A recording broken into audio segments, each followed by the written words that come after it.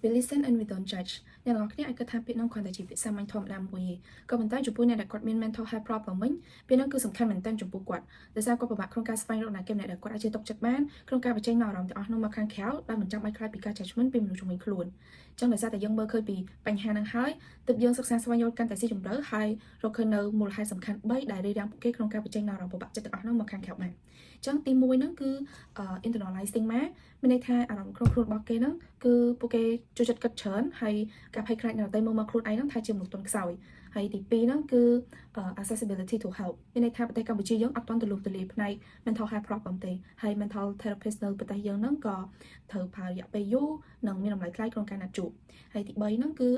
fear of rejection មានន័យថាពួកគេខ្លាចក្នុងការសុំជំនួយពីអ្នកដទៃទៅអ្នកដទៃបែរជាបដិសេធអត់ព្រមជួយគាត់ទៅវិញអញ្ចឹងពួកយើងបានប្រមូលផ្ដុំព័ត៌មានទាំងអស់ហ្នឹងហើយរៀបជាកម្រងសំណួរចូលទៅសម្ភាសផ្ទាល់នៅសាកលវិទ្យាល័យភូមិន្ទភ្នំពេញក៏ដូចជានៅតាមប្រព័ន្ធអនឡាញមួយចំនួនហើយតើអ្នកដែលយើងទទួលបានហ្នឹងគឺមនុស្សលើសពី 50% គឺគាត់ព្យាយាមទប់នៅអារម្មណ៍ទាំងអស់ហ្នឹងនៅក្នុងខ្លួនរបស់គាត់ហើយ solution ដែលគាត់ដោះស្រាយបច្ចុប្បន្នហ្នឹងគឺការគេងអញ្ចឹងដំណោះស្រាយដោយការគេងនេះមិនមែនជាដំណោះស្រាយដ៏ល្អទេដែលស្របទៅតាមទិន្នន័យដែលយើងទទួលបាននៅក្នុងឆ្នាំ2024ហ្នឹងគឺមានចំនួនការធ្វើអត្តឃាតរហូតដល់212ករណីដែលនៅក្នុងនោះមាន168ករណីហ្នឹងជាមនុស្សប្រុសអញ្ចឹងក្រុមពួកខ្ញុំបាន analyze ពីបញ្ហាជាមួយនឹងទិន្នន័យដែលពួកយើងទទួលបានហ្នឹងហើយបង្កើតនៅ solution មួយដែលហៅថា Silent Echo អញ្ចឹង Silent Echo គឺជាអី Silent Echo គឺជា platform មួយដែលអាចឲ្យ user confession ជា anonymous នៅក្នុង community ដែលពួកគាត់ចូលទៅក្នុងហ្នឹងហើយអាច access to professional help ផងដែរទី3ហ្នឹងគឺមាន supportive community មានន័យថាអ្នកដែលនៅក្នុង community មួយគ្នាហ្នឹងគឺគាត់អាចជួយគ្នាទៅវិញទៅមកដោះស្រាយបញ្ហារបស់គ្នាទៅវិញទៅមក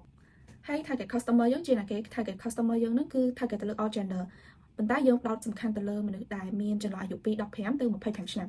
គឺជា prototype របស់យើងដោយយើងឲ្យ user login ឬមួយក៏ sign up ជា email ជាមួយនឹង password ផ្ទាល់ខ្លួនរបស់គាត់បន្ទាប់មកហ្នឹងគឺយើងឲ្យ user ហ្នឹង set up nickname មានន័យថាមិនមែនជាឈ្មោះផ្ទាល់ខ្លួនរបស់គាត់ទេហើយគាត់អាច choose នៅ community ដែលគាត់ចង់ចូលជា student ឬមួយក៏ worker បន្ទាប់មកគាត់អាច create នៅ confession បានហើយអញ្ចឹងនៅពេលដែល user គាត់ create confession យើងនឹងឲ្យ user input នៅអារម្មណ៍របស់គាត់ចូលទៅក្នុងហ្នឹងហើយនៅពេលដែលគាត់ click ទៅ submit យើងនឹងសួរគាត់ថាតើគាត់ត្រូវការ response ពី therapist របស់យើងអត់ចុះបើសិនជាគាត់ត្រូវការ response គាត់អាចនឹងមាន private chat ជាមួយនឹង therapist របស់យើងហើយបើសិនជាគាត់អត់ response ទេគឺគាត់អាច post ចូលនៅក្នុង community ហ្នឹងដោយ free បាន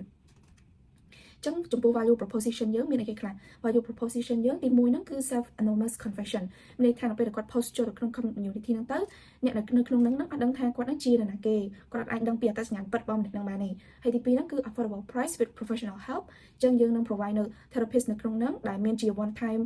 response ឬមួយក៏ response ជា session វិញហើយទី3ហ្នឹងគឺ supportive community នេះគឺសំខាន់មែនតើដោយសារអ្នកនៅក្នុង community ហ្នឹងយើងត្រូវ make sure ថាអ្នកនៅក្នុងហ្នឹងគឺចេះជួយគ្នាទៅវិញទៅមកហើយអត់មាន judgment ទេចំពោះ market validation វិញយើងឃើញថាsource ដែលយើងទទួលបានពី UNICEF Cambodia ដែលនៅក្នុងនោះមាន 58% នៃសិស្សអនុវិទ្យាល័យហ្នឹងគឺគាត់បាននិយាយថាយ៉ាងហោចណាស់ក៏គាត់ជួបនៅ mental health problem ម្ដងដែរហើយចំពោះ competitor analysis វិញយើងបាន analyze ទៅលើ local brand នៅក្នុងប្រទេសកម្ពុជាយើងហ្នឹងពីរដែលទី1ហ្នឹងគឺ Mindswitch គាត់ក៏ provide ជា community sharing online service ហើយ personal offer in personal service ប៉ុន្តែគាត់មាន professional therapist include នៅក្នុង platform របស់គាត់ទេហើយចំពោះ Bamboo Center វិញគឺគាត់មាន professional therapist មាន online service ក៏ប៉ុន្តែគាត់អត់មាន community sharing នៅក្នុងហ្នឹងទេតែចំពោះ Silent Echo របស់យើងវិញគឺឆ្លើយតបទៅគ្រប់មានទាំង professional therapist online service community sharing ជាមួយនឹង offer in personal service ហើយចំពោះ revenue stream របស់យើងវិញគឺយើងមានទី1ហ្នឹងគឺ advertise ជាមួយនឹង ad ឬក៏ sponsor នៅក្នុង platform របស់យើងហ្នឹងហើយទី2ហ្នឹងគឺ free ad មានន័យថាបើសិនជា user ក៏អត់ចង់ឃើញ ad នៅក្នុងហ្នឹងទេក៏អាចបង់ជាកញ្ចប់ free ad បានហើយទី3សំខាន់ហ្នឹងគឺ therapist partner revenue share មានន័យថានៅពេលដែល user គាត់ត្រូវការ response ពី therapist យើងនឹងយក commission ពីគាត់ចឹងគាត់អាចជាមាន one time payment ឬមួយក៏ជួប therapist ជា session ដែលមានតម្លៃចាប់ពី$25ទៅ$100ចឹង partnership របស់យើងហ្នឹងមាន mental health professional ដោយសារតែយើងមាន include នៅ mental therapist នៅក្នុង platform យ៉ាងដែរអញ្ចឹងយើង partnership ជាមួយនឹង mental health professional ហើយទី2ហ្នឹងគឺ education center ជាមួយនឹង HR department យើង collaborate ជាមួយគាត់ឲ្យគាត់ជួយផ្សព្វផ្សាយទៅកាន់សាលាឬមួយក៏កន្លែងធ្វើការរបស់គាត់ហើយទី3ហ្នឹងគឺ social media influencer យើង partnership ជាមួយគាត់ឲ្យគាត់ជួយផ្សព្វផ្សាយទៅកាន់ follower របស់គាត់ឲ្យបានស្គាល់កាន់តែច្រើនពី platform របស់យើងហើយទី3ហ្នឹងគឺ ABA នៅពេលដែល user គាត់ pay អាច pay តាម ABA បាន ហើយនេះគឺជា team member របស់យើងអរគុណច្រើនចំពោះការស្ដាប់